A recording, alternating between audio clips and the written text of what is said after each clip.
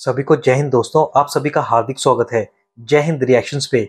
आशा करता हूं कि आप सभी लोग बहुत अच्छे होंगे। तो आज की लेटेस्ट और मजेदार वीडियो में आप देखेंगे दो पाकिस्तानियों को भारत के नाम पे लड़ते हुए। तो ये वीडियो काफी इंटरेस्टिंग होगी, जिसमें आप देखेंगे पाकिस्तानी एनालिस्ट कमर चीमा को, जिनकी स्पेशल गेस्ट होंगी मशहूर पत्रकार आरजू काजमी, और ये दोनों मिलकर बात करेंगे हमारे प्यारे देश भारत के बारे में। तो ये वीडियो काफी इंटरेस्टिंग होगी, इसे अंत तक देखें और चैनल पे नहीं है तो चैनल को सब्सक्राइब कर दें, ताकि हम आपके लेटेस्ट और मजेदार वीडियोस लाते रहें। तो चलिए पहले इस वीडियो को देखते हैं और अंत में इसके बारे में बात करेंगे।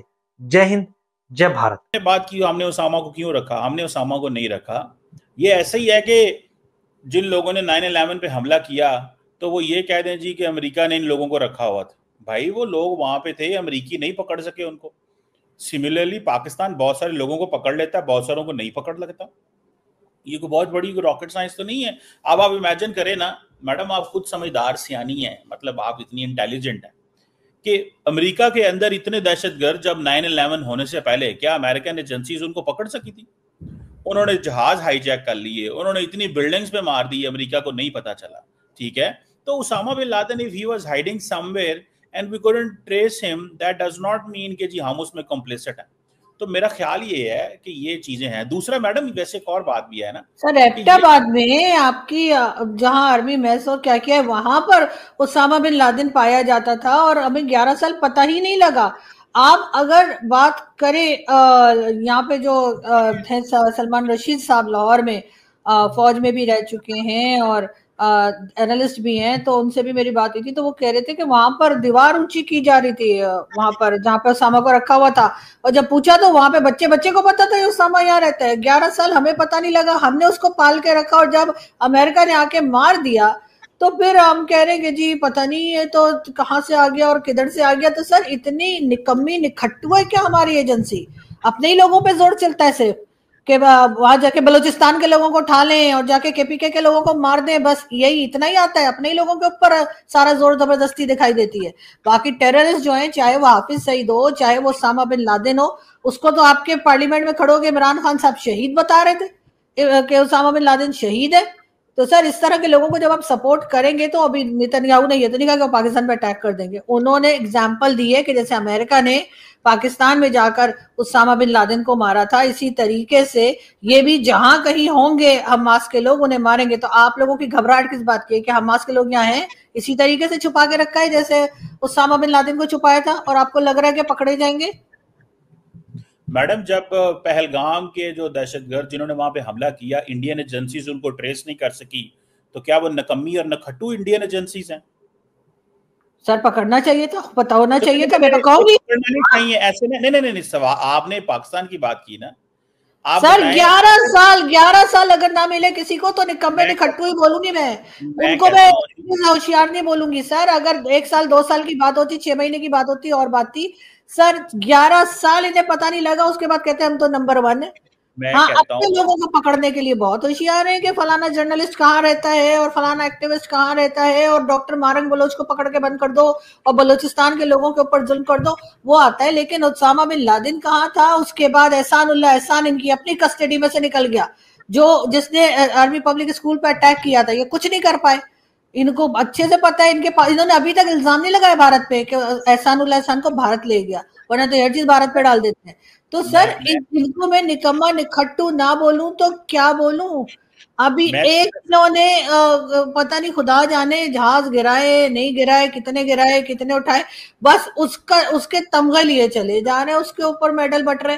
लेकिन उससे पहले जो 10 गलती आपको नहीं कहा, प्लीज अपने ऊपर मत लीजिएगा, मैंने आपको नहीं कहा। फौज के जो क्रेडिट हैं उसको कह रही हैं कि ये क्यों क्रेडिट ले रहे हैं? मतलब उनके जहाज गिराए, वो चीखते पुकारते हैं कि हम 2 दिन जहाज नहीं उड़ा सके, और आप कह रहे हैं कि ये इन्होंने उनके जहाज गिरा दिए। मतलब आप हाँ नहीं, अच्छा है गिरा दिए, बहुत अच्छे। कि इनका यही काम है सर, इनका काम यही है कि अगर किसी कंट्री से अटैक हो जाए पाकिस्तान के ऊपर खुदा न खास्ता, तो ये उनके जहाज गिराएं, ये उनसे लड़े, ये उनको भगाएं, ये उनसे पाकिस्तान को बचाएं।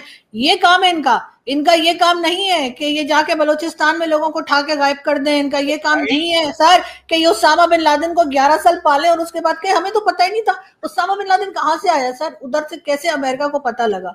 और जिसने उसामा बिन लादेन का पता बताया था 11 साल के बाद, वो भी कोई मेजर जनरल या कुछ थे पाकिस्तान के, उनका भी फोटो वोटो आती रहती है, कहीं कनाडा वनाडा में बैठे होते हैं वाइन ग्लास लेके, और उनकी बड़ी फोटोज आया करती हैं। तो सर, सच्चाई से जब तक पाकिस्तान मुंह छुपाता रहेगा, हमारा यही हाल रहेगा। मैं कोई पाकिस्तान के खिलाफ बात नहीं कर रही हूँ, मैं पाकिस्तान मैं को ये सही करने की बात कर रही हूँ। आप लोग शुरू हो जाते हैं सारे लोग कि भाई ये तो पाकिस्तान के खिलाफ बात करती है, ये तो भारत का साथ दे रही है। अरे मैं सच्ची बात बता रही हूँ, सच बोलने से फायदा ही होता है सर, नुकसान कोई नहीं हुआ अभी तक। लेकिन हम क्योंकि झूठी बोले चले जा रहे हैं, ओ जी हमने कर दिया, ठीक है चले, आपने जहाज गिरा दिया, मैंने मान लिया एज अ पाकिस्तानी, बड़ा मुझे अच्छा लगा आपने जहाज गिरा दिया। लेकिन बाकी जो 4 जंगों में जूते पड़े वो भी तो माने ना। कारगिल में क्या हुआ आपके साथ, 71 में क्या हुआ, 65 में क्या हुआ, वो भी तो बताया करें ना। पब्लिक को क्यों गलत हिस्ट्री पढ़ाते हैं लोगों को। मैडम आप जो है ना, आपने जो और बातें एक पायलट वापस कर दिया, अभी तक ढोल पिट रहे हैं, हमने जी उनका पायलट वापस कर दिया। उन्होंने जो आपके 93,000 फौजी वापस किए थे, उसका आपने कभी ढोल पिटा है, कभी बताया कि जी उन्होंने बात 93,000 को खिलाया पिलाया। पाकीज़ा मूवी दिखाई, वैसे कुछ भी कहिए, हमारे फौजियों का टेस्ट बड़ा अच्छा है फिल्म देखने में। पाकीज़ा मूवी पसंद की उन्होंने, मुझे भी बड़ी। ओहो ऊपर वाले, चीमा को माफ करना, इस बेचारे को सद्बुद्धि देना। चीमा कह रहा है कि हमने ओसामा बिन लादेन को पाकिस्तान में नहीं रखा था, तो फिर चीमा साहब, Osama bin Laden Pakistani army headquarters के पास में एबटाबाद में क्या कर रहा था, इतने सालों से कैसे रह रहा था? अगर आपको यकीन नहीं है तो नेटफ्लिक्स पे जाके आप, अमेरिका ने जिसके ऊपर पूरी डॉक्यूमेंट्री बनाई है प्रूफ्स के साथ, उसे जाके देख लो, तब शायद आपको यकीन आ जाए। और अगर आपको नहीं पता चला इतने सालों में, तो फिर आपकी जो नंबर 1 एजेंसी और आर्मी है, इसका मतलब वो नल्ली, निकम्मी और निखट्टू है। फिर आपके प्रधानमंत्री, बड़े बड़े नेता उसामा बिन लादेन को शहीद क्यों कहते हैं? इतना घबराते नहीं है चीमा, डरते नहीं है, हौसला रखो हौसला। अच्छा, चीमा ने बात की भारतीय एजेंसी की, अब मैं चीमा को जवाब देता हूँ। चीमा, फर्क होता है, थोड़ा दिमाग का यूज किया करो। जो आतंकवादियों ने पहलगाम में हमला किया, वो चूहे की तरह जंगल में भाग गए, वो बिल में घुसे हुए हैं। और दूसरी ओर एक दुनिया का सबसे बड़ा आतंकवादी, वो पाकिस्तान के शहर में एक बड़े से घर में दीवारें ऊंची करके वहां पे रह रहा है। ये डिफरेंस है। और भारतीय एजेंसी ने जो आतंकवादी आए थे पाकिस्तान से, उसको सपोर्ट करने वाले जितने भी कश्मीरी लोकल थे, उनको ढूंढ निकाला और उनके घर तक उड़ा दिए। ये फर्क है भारतीय एजेंसी और तुम्हारी एजेंसी में। और जब आरजू कासमी भी तुम्हें सच का आईना दिखाती है तो तुम्हें बड़ी मिर्ची लगती है। चीमा यार, तुम आतंकवादियों को इतना डिफेंड क्यों करते हो? कोई रिश्तेदारी है क्या तुम्हारी, या कोई लेन देन चलता है? लेकिन बात सारी ये कि उसके बाद वो सारी हिस्ट्री भी तो बताइए ना, ताकि हम पाकिस्तान को सही हिस्ट्री लेके चलेंगे, तभी ठीक हो पाएगा। मैडम अफसोस की बात यह है कि आपको इस चीज़ को खुशी होनी चाहिए कि पाकिस्तान की एयरफोर्स और फौज काबिल है कि हम इंडिया का मुकाबला कर सकते हैं। आप उल्टा इन्हीं पे क्वेश्चन मार्क लगा दीजिए। चले लगा दें आप as a independent Pakistani, that is your right, आप जो मर्जी कहें। मैं तो सिर्फ इतना कहा है कि 3 साल अमेरिका के अंदर प्लानिंग होती रही कि कैसे जहाज मारने हैं, तो वो नखट्टू नहीं है अमेरिकन CIA। अगर पहलगाम के अंदर हमला करने की प्लानिंग होती रही और कितनी देर उनको पता नहीं चला इंडियन एजेंसीज को, वो नखट्टू नहीं है, नकम्मी नहीं है। दुनिया में इंटेलिजेंस फेलियर्स होते हैं, लोगों को नहीं पता चलता। And sometime it's so easy कि आप किसी ऐसे हाईफाई एरिया में रह रहे हो, किसी को समझ भी ना आ रही हो। हाँ तो मैंने सर, 11 साल हो गए और हाईफाई एरिया में रह रहा है क्या उसामा बिन लादेन? पता नहीं लगा सर। दाऊद इब्राहिम का है, हमें पता ही नहीं लग रहा दाऊद इब्राहिम का है।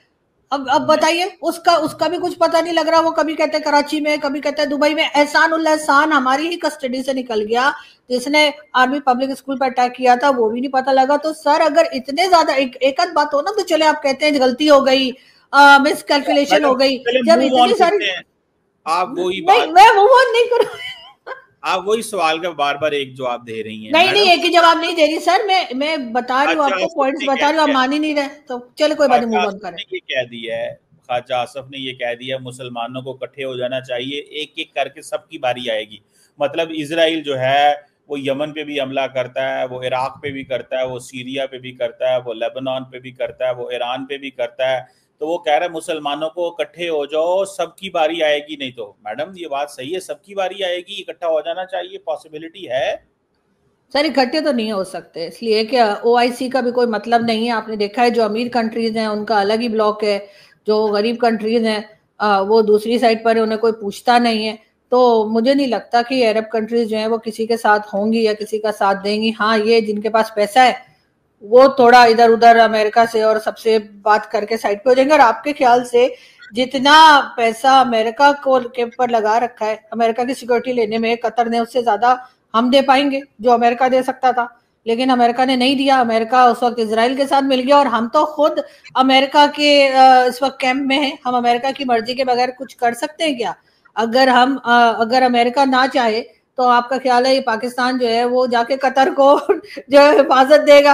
अपनी हिफाजत तो कर नहीं पाए, फिर मुझे आप कहने में मजबूर कर रहे हैं कि वहां से अब भारत की तरफ से अटैक हुआ आधी रात को। बहुत पाकिस्तानी है आप जो कहती हैं कि जी हम अपनी हिफाजत नहीं कर पाए इंडिया के। हाँ, बहुत नहीं कोई हाँ, बंदा 24 करोड़ में लोगों में तो से सर वो जो एयर बेसिस उड़ी हैं, जो 11 जगह उन्होंने अटैक किया, वो क्या था? जंग में एयर बेसिस ही उड़ती हैं, और जंग में क्या गुब्बारे उड़ते हैं? एयर बेसिस ही उड़ती हैं, एक दूसरे के हमले होते हैं। हमने S-400 तबाह किए, जहाज गिराए, उनकी बेसिस पे हमले किए, सब कुछ किया। मतलब वो सर ये तो हमारा काम था ना सर, ये तो हमारा यार काम उन्होंने था भी ना। तो अपना काम किया। वो कोई आप क्या समझते तो हैं? हमें भी तो पता नहीं लगा ना सर, हमें भी तो पता नहीं लगा ना। बिल्कुल जिस वक्त हमारे सर पे आके सब फटना फूटना शुरू हो गया तब हमें पता लगा। तो देखिए, इंडियन फौज एक प्रोफेशनल कैपेबल फौज है। दुनिया की जिस तरह बाकी फौजें होती हैं, जिस तरह पाकिस्तान की फौज कैपेबल है, प्रोफेशनल है, उन्होंने भी तो हमले करने थे पाकिस्तान के ऊपर, उन्होंने भी हमला किया, उन्होंने भी तो सब कुछ किया। ये थोड़ा ही हो सकता है कि वो हमला नहीं करेंगे या वो इस तरह की चीजें हैं। सो मैडम, इसमें ना थोड़ा सा इस चीज को फॉर गॉड सेक ये थोड़ा सा जहन में रखा करें कि इंडियन फौज भी ताकतवर है, कमजोर नहीं है। मैं यही कह रही हूँ कि हमें तो अपने लाले पड़े हुए हैं, हम कतर को कैसे संभालेंगे सर? हम अपनी हिफाजत कर ले वही काफी है। उधर हमें BLA मार रही है, इस बॉर्डर पे हमें TTP रोज कान के नीचे 2 लगा के जा रही है, ऊपर से भारत को भी हमने छेड़ दिया है। भारत में भी वो उन्होंने कहा ऑपरेशन सिंदूर खत्म नहीं हुआ, अभी चल रहा है, मोदी जी ने ये बोल दिया। तो सर उधर से भी हमें खतरा है, भारत साइड से भी खतरा है कि वो दोबारा ना आ जाए। तो सर ये 3 जगह से तो हम अपने आप को खुद ही बचाने में मसरूफ है। ऐसे में हम कतर के पास जाकर करेंगे क्या? कतर के अमीर से क्या कहेंगे कि आप हमें 500-600 बिलियन दे दें, हम आपकी हिफाजत करेंगे? उन्होंने कहना भैया माफ करो, दरवाजा उधर है, निकलो यहाँ से। तो यही होगा सर। मतलब हमारे जैसे गरीब, किसी गरीब से कौन मदद मांगता है सर? वो अपने से ऊपर वालों से मदद मांगेंगे कि वो हमारे से मदद मांगेंगे? यार चीमा, इतनी बेइज्जती तुम्हें आरजू काज़मी भी मुंह पे कह रही है कि तुम्हें 4 जंगों में भारत से जूते, चप्पल और थप्पड़ पड़े हैं। इतनी बेइज्जती चीमा, क्यों बैठे हो यार इस शो में? और कतर, जिसे अमेरिका सिक्योरिटी नहीं दे पाया, अमेरिका उसकी रक्षा नहीं कर पाया, ये पाकिस्तानी चले हैं उसकी सिक्योरिटी करने, जिनके खुद 93,000 सोल्जर्स ने अपनी पतलूनें उतारी थी। और जो तुम्हारा शहबाज शरीफ भी कतर गया ना, वो कोई मदद ऑफर करने नहीं गया, वो भीख मांगने गया। ये पूरी दुनिया को पता है। यार चीमा, थोड़े दिन पहले तुम वो जहाजों की जो है वो फुर्रियां उड़ा रहे थे, अब तुम कह रहे हो कि हमने S-400 भी तबाह किया था। यार ये खबरें तुम लाते कहां से हो? ऐसा तो नहीं तुम सीधे नींद से उठते हो और सपना देख रहे होते हो और एकदम शो में बैठ जाते हो? यार चीमा, इतना दोगलापन अच्छा नहीं है। आरजू काज़मी ने भी तुम्हें सीधे सीधे समझाया कि भारत से टक्कर मत लो, भारत को छेड़ोगे तो पिछवाड़े पे इतनी पड़ेगी कि तुम्हारा पिछवाड़ा परमानेंटली लाल हो जाएगा। तो दोस्तों, आशा करता हूँ वीडियो आपको काफी पसंद आएगी। वीडियो अगर आपको अच्छी लगी है तो इसे लाइक और शेयर जरूर करें और अपने विचार हमें कमेंट सेक्शन में लिखकर जरूर बताएं। और एक बार फिर चैनल पे नए तो चैनल को सब्सक्राइब कर दें। जय हिंद, जय भारत।